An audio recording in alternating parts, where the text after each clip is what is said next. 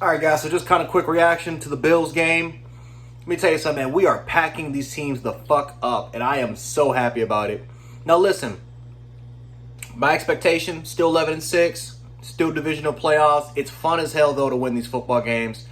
Let's be honest. We always start really hot in September.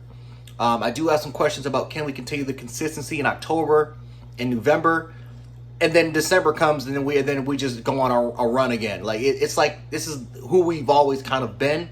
But who knows, man? Maybe this is a different story. Who knows, man? But I am happy, man, about the way Josh Allen played. We have one of the best last year we had one of the best lines in the league post Dorsey. Now we have one of the best offensive lines in the league again with Joe Brady, just proving again how good of a coordinator he actually was.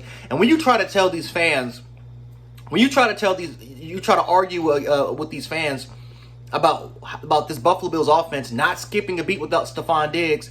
Well, it's Stephon Diggs. You lost Gabe Davis. This offense is going to be trash. And then you tell them, man, Gabe Davis and Stephon Diggs wasn't really involved that much in the offense. It was the Khalil Shakirs, the Dalton Kincaids, right? Some of the other guys that stepped up to the plate. The run game with James Cook when he was featured a lot more in the offense.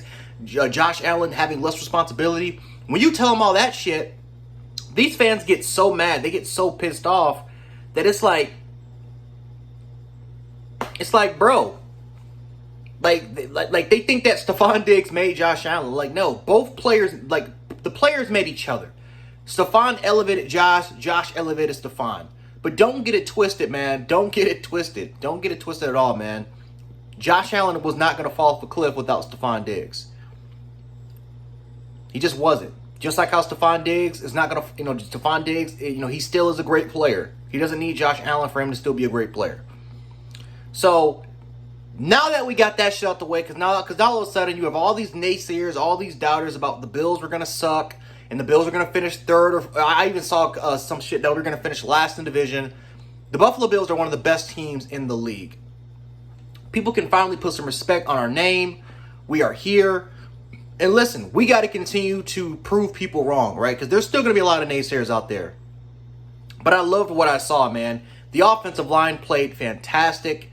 Josh Allen was calm, efficient. But Joe Brady was the MVP tonight. Joe Brady was amazing. His play calls, he was extremely unpredictable, mixing up a lot of the situations on first and second down occasions.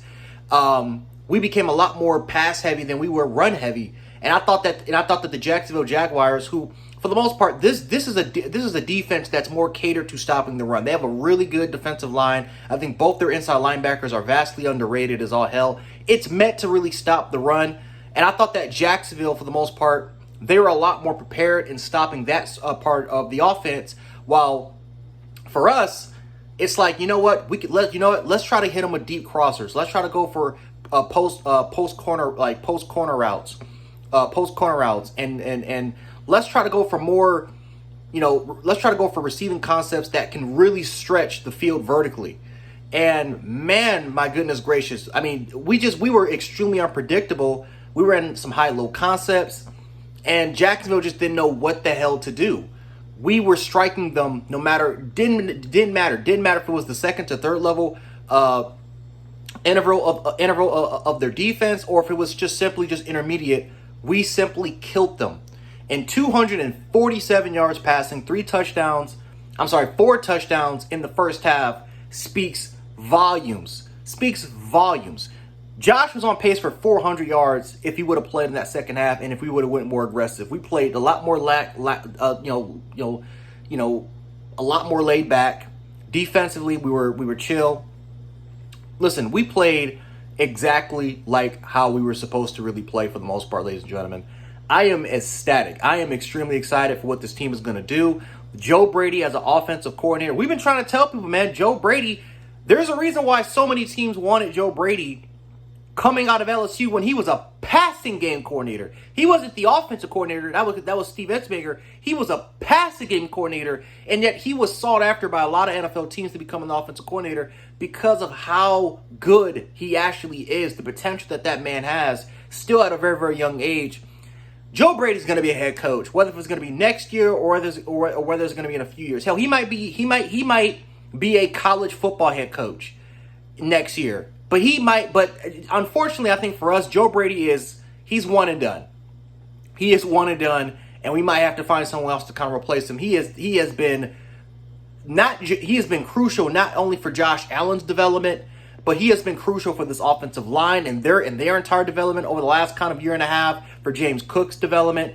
And again, everyone kept crapping about our receivers, man, being terrible. That we have a bottom tier receiving core. Well, let me tell you something. We're 3-0 with this bottom tier receiving core. And it's not like we're the Pittsburgh Steelers. By the way, shout out to the Pittsburgh Steelers. But it's not like we're the Steelers where we're just playing great defense and just playing game management football. No, we're putting up 30 points. We put up 31 against the Cardinals. We put up over 30 against the Dolphins. And again, we played lackadaisical chill back in the second half in that game. And we put up 40 points, 47, almost 50 points. And Josh Allen sitting out in the fourth quarter again with our bottom tier personnel at the receiving position. Like, imagine that. Now, I understand there's going to be people out there that's going to say, well, it's just the Cardinals, or it's just the Dolphins, or it's just the Jaguars. Not going to receive any sort of credit about that. What's going to happen if we do it against Baltimore? I'm not saying it is going to happen against Baltimore, but what then are you going to say about Baltimore? Is it just, it's just Baltimore? So I'm glad, man. Keep disrespecting the Buffalo Bills. Keep doing it. Keep doing it, because let me tell you something. All the trash I kept hearing all during the offseason, especially during Twitter Spaces, it was awesome to hear. It was super refreshing instead of the media being on our jockstrap. But now all of a sudden you're gonna, it's leading towards that way. I don't want it to be that way. I don't want it to be that way at all. But I don't know. We'll see if we can keep up the consistency. But all I'm saying is, man, because we're about to be out of September. So I don't want to hear this excuse if we keep doing this that we're just the September champions. But we'll find out, man. Go Bills.